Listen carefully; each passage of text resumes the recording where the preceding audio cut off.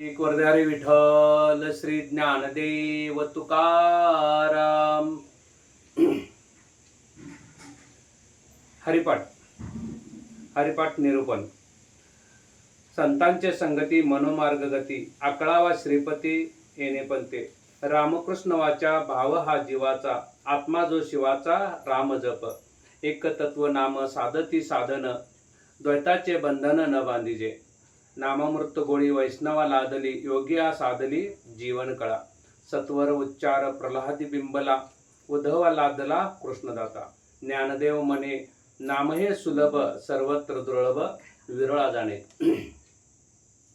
अखिल गुण्यदाना करुणा वत्सल करुणालय भक्त वत्सल आनंद कोटी ब्रह्मांड नायक परब्रह्म पांडुरंग परमात्मा कैवल्य सम्राट चक्रवर्ती श्री ज्ञानोबराय, श्रीमंत श्री जगद्गुरु संत श्री तुकोबराय, शांती ब्रह्म श्री एकनाथ महाराज आदी संतांना वंदन. समोर बसलेल्या श्रोते सज्जनांना माझा प्रणिपात. निरूपणाला प्रारंभ. हरिपाठ. हरिपाठाचं आपण निरूपण पाहत आहोत. आजचा अभंग क्रमांक आहे 8वा. संतांचे संगती मनोमार्ग गती, आकळावा श्रीपती येणे पंते. काल जो आपण अभंग बघितला तो पर्वताप्रमाणे पातक करणे वज्रले पोहे अभक्ताशी, नाही जशी भक्ती तो पतित अभक्त, हरीशी न भजत दैवत. मग काल आपण अभंग बघितला तो अनंत वाचाळ बरळती बरळ, त्या कैसे गोपाळ पावे हरी. माऊली म्हणतात की असं जो द्वैत भावनेत किंवा द्वैतात अडकलेला, जो संसारात अडकलेला जो मनुष्य आहे तो असा इतका चिटकून राहिलेला आहे संसाराला. जसं आंब्याची कोय असते ना, निघता निघत नाही त्यातून, पण चिक्कूच्या ब्यासारखं आपल्याला राहता आलं पाहिजे. चिक्कूचं बी कसं असते बघा, एकदम असं त्यातून बाहेर पडलं की लगेच बाहेर पडतं, अलिप्त होतं त्यामधून. पण आंब्याची कोय आहे ना, ती निघता निघत नाही, आणि निघली तर पण ते सगळं रसच घेऊन निघते. जसं आपण आता पंढरपूरला चालले ना, सगळं गोतावळ घेऊनच जायचं. तिकडे पंढरपुरात गेल्यावर फोन करायचं सुनबाईला, सुनबाई म्हस व्याली काय, धार काढली का, वगैरे वगैरे वगैरे असल्या सगळं. म्हणजे आंब्याची कोय आहे ना, ती घेऊनच गोतावळ जाते. चिक्कूच्या ब्यासारखं आपल्याला अलिप्त राहता आलं पाहिजे. अलिप्तपणाचा निश्चय बोलील असे, म्हणजे संसारातून अलिप्त आपल्याला राहता आलं पाहिजे. म्हणजे संसार आहे ना, सवेचे स्वार आहे. असा सवेचे स्वार आहे ना की त्यातून तो अनंत वाचाळ बरळती बरळ, इतका तो बरळत होता, इतका बरळत होता, आणि संसारात अडकला होता. संसार आपण इतकं तत्परतेने करतो. संसार ऍक्च्युली करायला लागत नाही, पण संसार आपण करतो. आणि परमार्थ आपल्याला करावा लागतो, पण परमार्थ आपण करत नाही. हे मूळ कसं आहे माहिती काय, नोटेड पॉइंट आहे बघा. एखाद्याला सांगितलं है ना, काय सांगितलं, कुठायचा फोन करून सांगतात वांगी जर आणा, ते वांगी पण आणते, बटाटा आणते, सगळंच घेऊन येते ना. म्हणजे असं आहे ना, असं आहे ना, एकदा का संसार घोड्यावर चढला रे चढला है ना. आता तो नवरदेव असतो ना, घोड्यावर चढलेला, घोड्यावर असतो बघा, आणि तो घोड्यावर असतो ना, असा सगळीकडे सगळ्यांच्याकडे बघत बघत असतो, तो हसत असतो, हसत असतो. त्याला मी विचारलं, अरे तू का हसालेस? तो काय म्हटला माहितीये का महाराज, मी हसाले नाही, हे शेवटच हसायला लागले. आणि त्या आतमध्ये तिकडं नवरी देवाच्या तिथं गेल्यानंतर बघा, नवरीच्या तिथं गेल्यानंतर बघितलं, ती मात्र थोडीशी दुःखी होती, डोळ्यात अश्रू होते. तिला म्हटलं का बाई रडालेल्यास? ती म्हटली काय मला माहित आहे महाराज, मी रडाले नाही, शेवटच रडाले. इथनं पुढे ना तेच रडणार आहेत. सांगायचा भाग काय, मनुष्य बघा की असा आहे, असा आहे, सवेची स्वार. संसार म्हणजे सवेची स्वार आहे. नाही मरणाशी उदार, मापे लागले शरीर घडीने घडी. ओवी आहे मला आता गद्यात म्हणता, पद्यात म्हणता येत नाही. संसार म्हणजे सवेची स्वार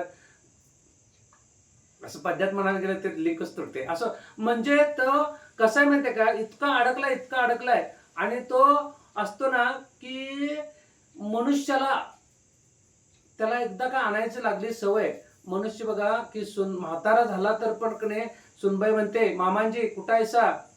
नाही जर आलोय बाजारात, मग तेवढं दूध तेवढं आणा.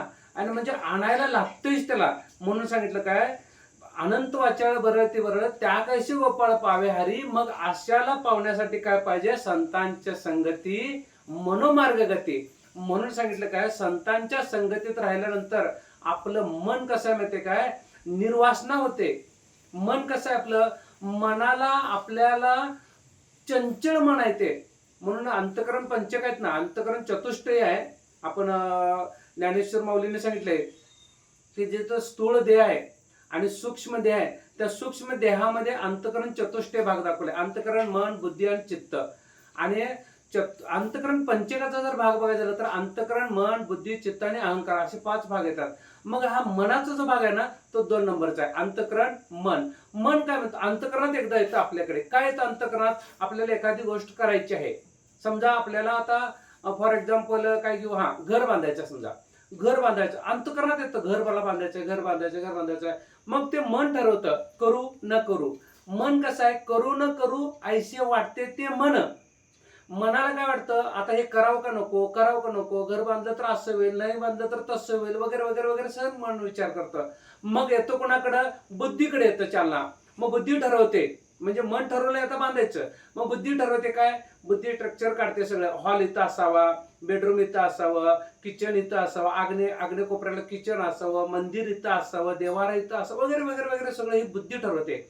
मग त्यानंतर चित्ताकडे ध्यास लागतो. अंतःकरण, मन, बुद्धी, चित्त, चौथा भाग चित्ताचा आहे. मग चित्ताकडे ध्यास लागला घर तयार होतो पूर्ण.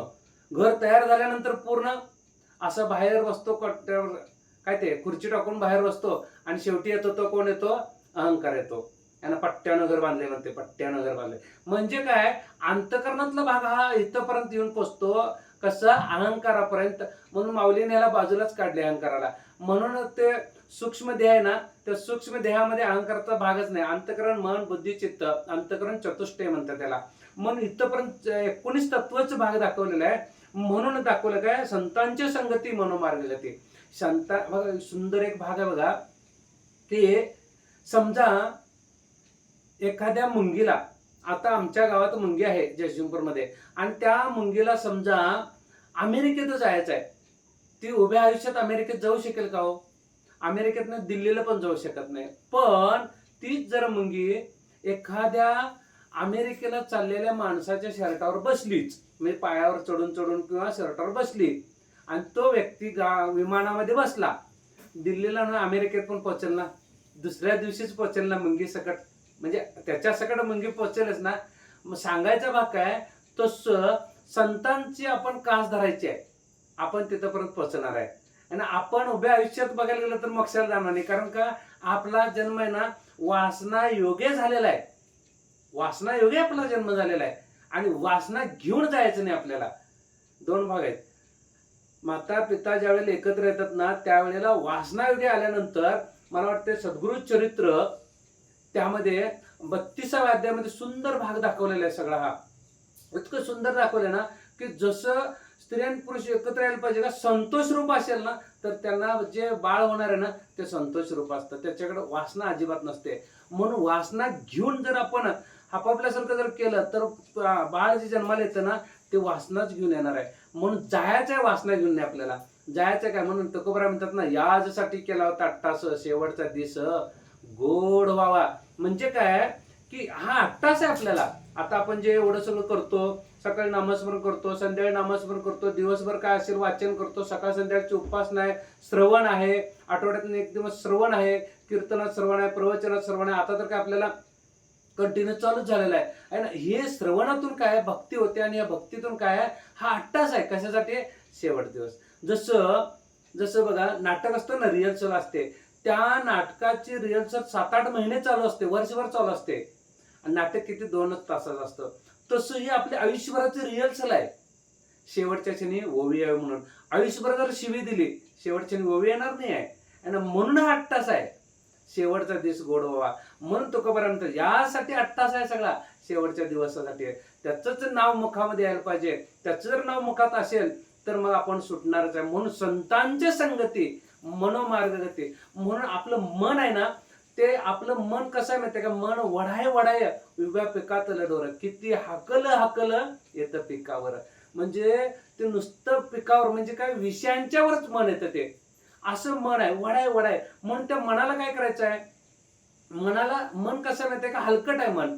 पण त्या हलकट मनाला हलकट म्हणायचं नाही, चांगलं म्हणायचं. जसं बाळ असतं ना, बाळ, आता पहिलीला आपण बाळाला शाळेत सोडतो, पहिलीला का बालवाडीला शाळेत सोडतात, आमच्या वेळी पहिलीला सोडायचं. मग बघा त्यावेळेला बालवाडीला शाळेत सोडताना त्या बाळाला आपण चल कार्ट्या म्हणून आपण शाळेत घेऊन गेलं तर जाणार आहे का, ते नाही. त्याला कसं आहे अंजारून गोंजारून समजा चॉकलेट एक दिलं किंवा गारेगार दिलं काय तर दिलं तर ते कसं आहे शाळेला हळूहळू जायला लागतं, त्याला गोडी लागते. तसं ना मनाला ना काहीतरी चॉकलेट द्यायचं आहे, श्रवणाकडे आणायचं आहे, भक्तीकडे आणायचं आहे. आणि त्याला मनाला काय म्हणायचं माहितीये का, समर्थ रामदास स्वामी म्हणतात बघा मनाचे श्लोक, श्री मनाचे श्लोक मध्ये, मना सज्जना भक्ती पंथेची जावे, तरी श्री हरी पाविजे तो स्वभावे, जनी निंदते सर्व सोडून द्यावे, जनी वंदते सर्व भावे करावे, प्रभाते मनी राम चिंतित जावा, पुढे वैखरी राम आधी वदावा. म्हणजे सदाचार हा थोर सांडून येतो. म्हणजे कसं आहे ह्या मनाला वळवायचं कुठं, मना सज्जना भक्ती पंथेची जावे. मनाला कसं माहितीये काय, सज्जन म्हणायचं आहे, मन चांगलं आहे तू बाळा, चांगला आहे सज्जन म्हटलं ना मन येतं लगेच. मनाला कसं अंजारायचं गोंजारायचं आहे, कसं आहे श्रवणाकडे आणायचं आहे. श्रवण म्हणजे भक्तीतली पहिली पायरी म्हणजे श्रवण आहे. श्रवणाशिवाय काय म्हणतात भक्ती होऊच शकत नाही. ऐकल्याची ऐकावे, पुन्हा पुन्हा ऐकावे, या नाव श्रवण. म्हणून नवविधा भक्तीतली पहिली पायरी श्रवण आहे. श्रवणानंतर कीर्तन, कीर्तनानंतर मग विष्णू स्मरण, 5 श्रवण, अर्चन, वंदन, दास्य, सख्य आणि आत्मनिवेदन. म्हणजे भक्ती जर करायचं असेल तर त्या मनाला आपल्याला काय करता आलं पाहिजे, भक्ती मार्गाला आणण्यासाठी काय पाहिजे, संतांची संगत पाहिजे. म्हणून संतांची संगती मनोमार्ग गती. बघा संतांची जर संगत आपल्याला मिळाली तर कसं असतं माहिती का, संत संगतीचं फळ. आता एक सुंदर भाग आहे बघा, ज्या वेळेला वशिष्ठ ऋषी विश्वामित्रांच्याकडे गेले होते. आता विश्वामित्रांच्याकडे गेल्यानंतर बरीचशी चर्चा झाली. काय चर्चा झाली असेल त्यांच्यामध्ये, आपण एकमेकांच्याकडे गेल्यानंतर आपण काय चर्चा करतो, तुमच्याकडे पाऊस पाणी कसं, तुमच्याकडे कोण आहे वगैरे वगैरे, हे आपण चर्चा करतो. पण त्यांच्यात चर्चा कशात झाली, अध्यात्माची चर्चा झाली. ब्रह्म म्हणजे काय, अध्यात्म म्हणजे काय, आदिभूत म्हणजे काय, आदिदैव म्हणजे काय, धर्म म्हणजे काय, कर्म म्हणजे काय, अध्यात्म म्हणजे काय, याच्यावरती चर्चा झाली. अर्जुनाने 7व्या अध्यायात 7 प्रश्न विचारले श्रीकृष्णांना. ब्रह्म म्हणजे काय, कर्म म्हणजे काय, अध्यात्म म्हणजे काय, आदिभूत म्हणजे काय, आदिदैव म्हणजे काय आणि आदि यज्ञ म्हणजे काय, 6 प्रश्न झाले. आणि 7वा प्रश्न असा विचारला होता अर्जुनाने, 7व्या मला वाटतं 7वा आहे का 8वा अध्याय लक्षात येणार झालाय, सांगतो नंतर. बहुतेक 8वा अध्याय, 8वा अध्यायामध्ये आहे. 7व्या अध्यायामध्ये 4 भक्ताचे प्रकार दाखवलेत. म्हणजे एक अर्थभक्त, अर्थार्थी भक्त, जिज्ञासू भक्त आणि ज्ञानी भक्त, हे 7व्या अध्यायात. 8व्या अध्यायात ही 7 प्रश्न विचारतात. पहिल्याच श्लोक मध्ये विचारले 7 प्रश्न. मग त्याच्यावरती श्रीकृष्णाने उत्तर दिलेले आहेत. अध्यात्म म्हणजे काय, कर्म म्हणजे काय, ब्रह्म म्हणजे काय. आता हे सगळं आता विस्तारित घेत नाही मी. म्हणजे सांगायचा भाग काय की अशावरती त्यांची चर्चा झाली. आणि ही चर्चा झाल्यानंतर मग यांची प्रस्थानाची वेळ झाली. प्रस्थानाची वेळ झाल्यानंतर मग आता निघायला लागले. जसं आपण एकमेकांच्या गावाकडे गेल्यानंतर जिथं जे त्यांच्याकडे असतं ना, आता आमच्याकडे तुम्ही कोल्हापूरला आल्यानंतर आम्ही तुम्हाला गुळ देऊ किंवा कोल्हापुरी फेटा देऊ किंवा आंबा भडंग देऊ, म्हणजे आमच्याकडे जे चांगलं ऊस देऊ पिकते ते. आता तुमच्याकडे आम्ही आल्यानंतर आळंदीला म्हणा, भुसावळला म्हणा किंवा नाशिकला आल्यानंतर, बहिणाबाईकडे आल्यानंतर तुमच्याकडे जे आहे ते आम्हाला देणार ना तुम्ही. तसं विश्वामित्राने आपल्याकडे काय होतं ते द्यायला चालू केलंय. मग विश्वामित्रांच्याकडे काय होतं, हजारो वर्षाचं तप होतं. मग त्यांनी काय केलं, 1000 वर्षाचं तप त्यांना दान म्हणून दिले. लक्षात येते काय, विश्वामित्र, वशिष्ठ ऋषी विश्वामित्रांच्याकडे आले, भरपूर चर्चा झाली अध्यात्मावरती. आणि निघण्याची वेळ झाली त्यावेळेला आहेर म्हणून काय दिलं, 1000 वर्षाचं तप त्यांना दान दिलं. झाली गोष्ट, निघून गेले. बरीच वर्ष निघून गेली. बरीच वर्ष निघून गेल्यानंतर बघा विश्वामित्र एकदा वशिष्ठांच्याकडे आले. विश्वामित्र वशिष्ठांच्याकडे आल्यानंतर त्यावेळेला पण अध्यात्म इकडले तिकडले वगैरे चर्चा वगैरे झाली. मग परब्रह्म काय, मोक्ष कसा आहे वगैरे वगैरे वगैरे त्यावरती चर्चा झाल्यानंतर विश्वामित्र जायला निघालेले. मग त्यावेळेला वशिष्ठ ऋषी काय म्हणाले, आम्हाला त्यांनी काय केलं होतं, 1000 वर्षाचं तप दिलं होतं. जसं आपल्यामध्ये पण असतं ना, एखाद्या लग्नामध्ये किंवा वास्तुशांतीमध्ये आपल्याकडे एखादा डबा घेऊन आला, जर्मनचा डबा घेऊन आला, तर आपण काय करतो, त्यांना 150-200 रुपये साडी देतो ना आहेर म्हणून. समजा त्याने एखादा फॅन घेऊन आला, मोठा फॅन घेऊन आला, तर आपण काय करतो, एक 500 रुपयाची साडी देतो. त्याने समजा फ्रीज घेऊन आला तर 2-3 हजार साडी. त्या प्रकारचं असतं ना ते. लक्षात आलं का नाही? तसं असतं. मग म्हणजे कशा प्रकारचं, आणि ते कसं असतं माहिती काय, ते आता साड्या, आता तिकडे काय जायला नको, आम्हाला तर टावेल टोपी घालतात बघा. टावेल तर असा असतो ना, तो लावायला गेला तर टावेल लावायला येत नाही, आणि रुमाल करायला गेला तर तो रुमाल मोठा होते. असं असतं. टोपी अशी घालतात की ती फॅन चालू असला की फॅनच्या वाऱ्यानं वरच्यावर उडून जाते टोपी. असं तर सांगायचं काय भाग आहे की तशा प्रकारचे त्यांनी काय केले, 1000 वर्ष तप दिले म्हटल्यानंतर त्यांनी काय केलं, संत संगतीचं. आता वशिष्ठ ऋषी म्हणजे सद्गुरू आहेत ना, श्रीरामाचे पण सद्गुरू, दशरथ राजांचे पण सद्गुरू, आणि सद्गुरू परंपरेतले वशिष्ठ ऋषी आहेत. सप्तऋषी आहेत ना, वशिष्ठ, पुलस्य, पुलह, क्रतु, आत्री, हे सगळे आहेत ना वशिष्ठ ऋषी, त्यातले सद्गुरू म्हणून निवडले गेलेले आहेत. तर मग त्यांनी काय केलं, संत संगतीचं अर्ध्या घडीचं पुण्य त्यांना काय केले, अर्पण केले. त्यांनी बघतच राहिले. मी यांना फ्रीज घेतला आणि यांनी 500 रुपये साडी दिली, म्हणजे मी यांना 1000 वर्ष तप दिले आणि यांनी फक्त अर्ध्या घडीचं संत संगत दिले. मग त्यांना बघत राहिल्यानंतर वशिष्ठ ऋषी म्हटले, अहो ऋषी विश्वामित्र, तुम्ही जे दिलात ना 1000 वर्ष तप, त्याच्यापेक्षा हे अर्ध्या घडीचं संत संगतीचं पुण्य आहे ना सर्वश्रेष्ठ आहे. संतांची संगती मनोमार्ग गती. मग अर्ध्या घडीचं संत संगतीचं पुण्य आहे ना, हे त्याच्याही पेक्षा जास्त आहे म्हटले, संत संगत चाललेलं आहे. मग ते कसं काय म्हणतात?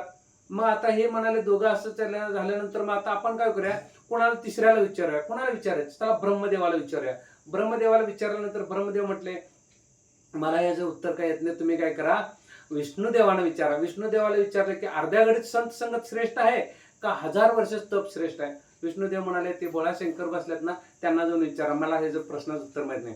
शंकरदेवाला विचारल्यानंतर शंकरदेव म्हणाले, मी पार्वती मातेमध्ये गुंग आहे, तुम्ही काय करा, ते शेषनाग आहेत ना, पृथ्वी धर्म भारत ना शेषनाग, त्यांना शेषनागानं विचारा, शेष महाराज त्यांना जाऊन विचारा, तुम्हाला ते या संत संगतीचं किंवा तुमचं 1000 वर्षाचं तप श्रेष्ठ आहे याचं उत्तर देतील.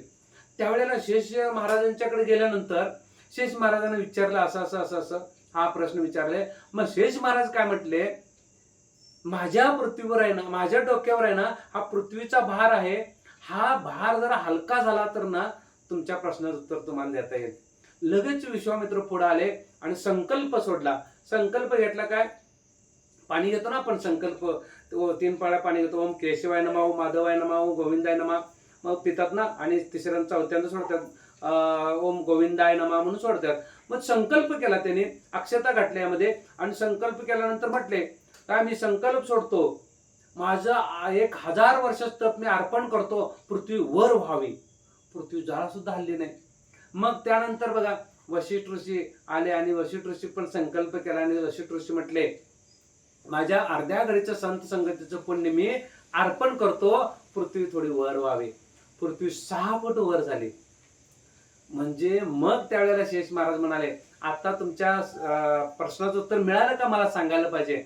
वशिष्ठ ऋषी म्हणाले, आम्हाला मिळालं. विश्वामित्र म्हणाले, आम्हाला मिळालं. म्हणजे 1000 वर्षाचं तप सोडल्यानंतर पण पृथ्वी जागची हल्ली नाही, पण संत संगतीनं, संत संगतीनं पृथ्वी केवढी वर झाली. मग सांगण्यास सामर्थ्य काय, संत संगत अशी आहे म्हणून संतांची संगती मनोमार्ग गती, म्हणून संतांच्या संगतीत आपण राहिलो तर आपल्याला सद्गती प्राप्त आहे. आपल्याकडे काय रजोगुण आहे, तमोगुण आहे, सतोगुण आहे, आणि शुद्ध सत्वगुण आहे. म्हणून ते दत्तात्रयांच्या समोर 4 श्वान आहेत ना, दत्तात्रयांच्या समोर 4 श्वान काय आहेत माहिती काय, एक आहे ते सत्वगुणाचा आहे, दुसरा आहे ते रजोगुणाचा आहे, तिसरा आहे ते तमोगुणाचा आहे. तमोगुणाचं थोडंसं काळपट आहे, रजोगुणाचं आहे थोडं तपकिरी आहे, आणि थोडंसं व्हाईट सारखं आहे, आणि एकदम शुभ्र जे पांढरं शुभ्र आहे ना ते शुद्ध सत्वगुणाचं आहे.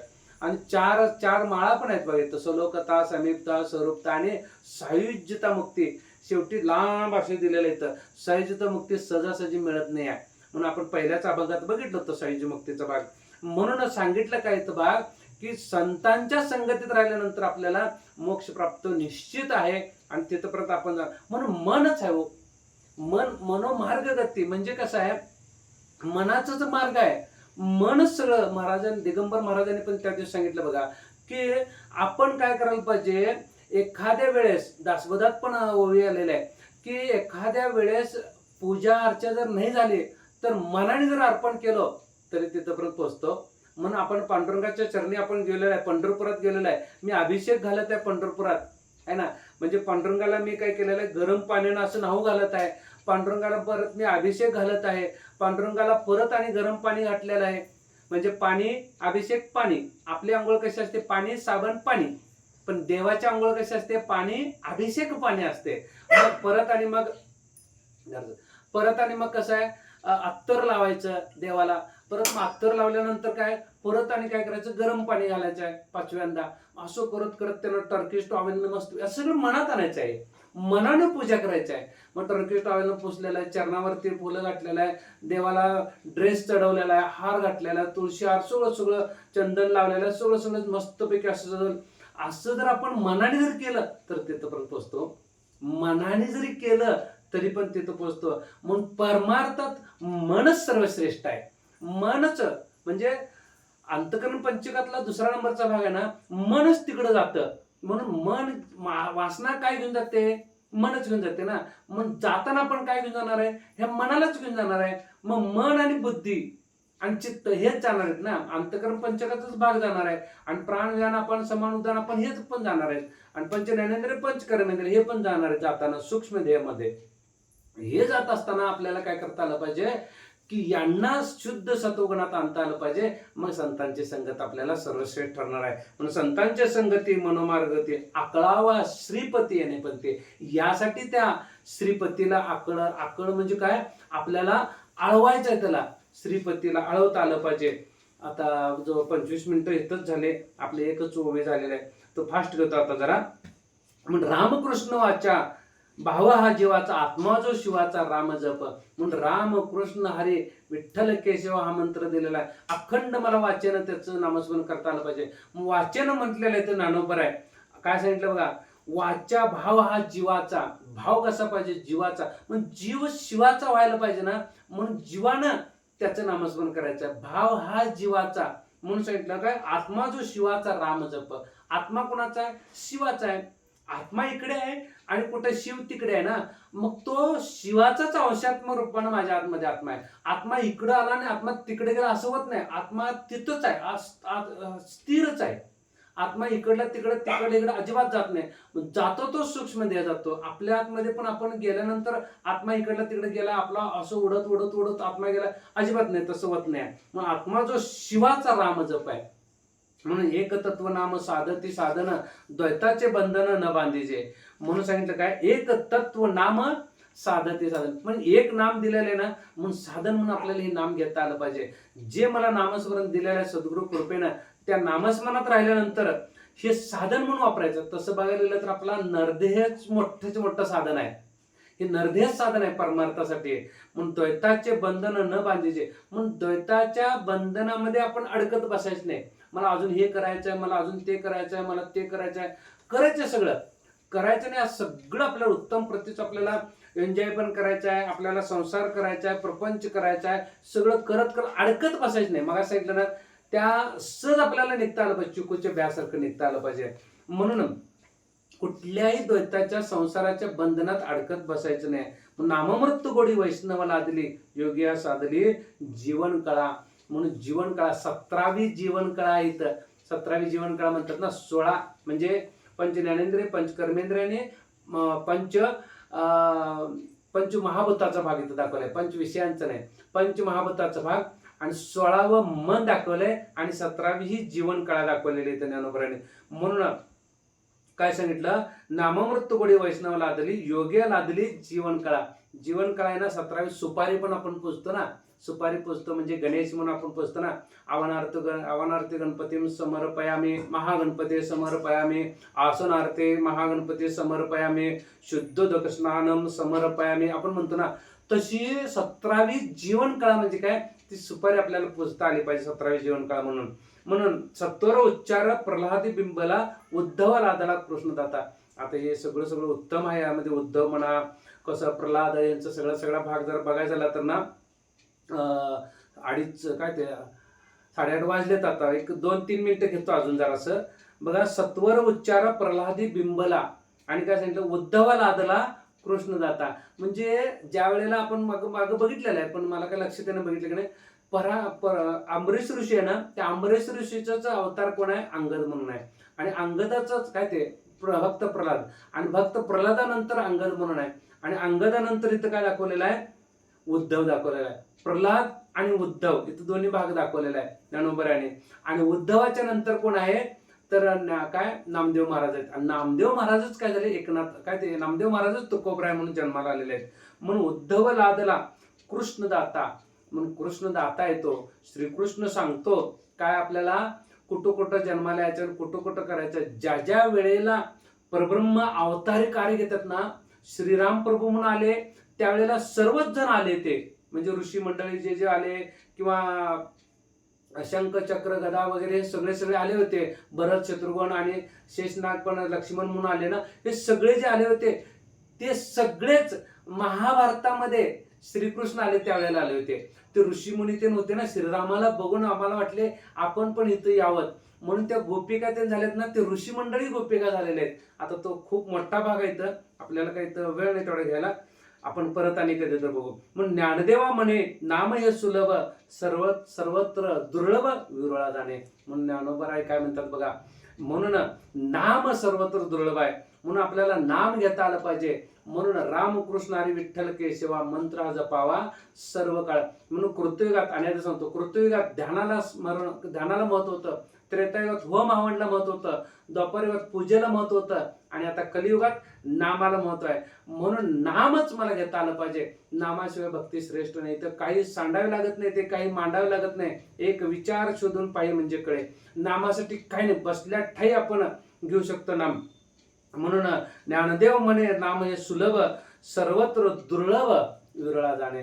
म्हणून सर्वत्र दुर्लभ आहे, एवढं सोपं असून देखील कसं आहे, दुर्लभ आहे. म्हणून दुर्लभ देही दुर्लभ आयुष्य, याचा करुणे नाश, दास म्हणे सावकाश विवेक पाहावा.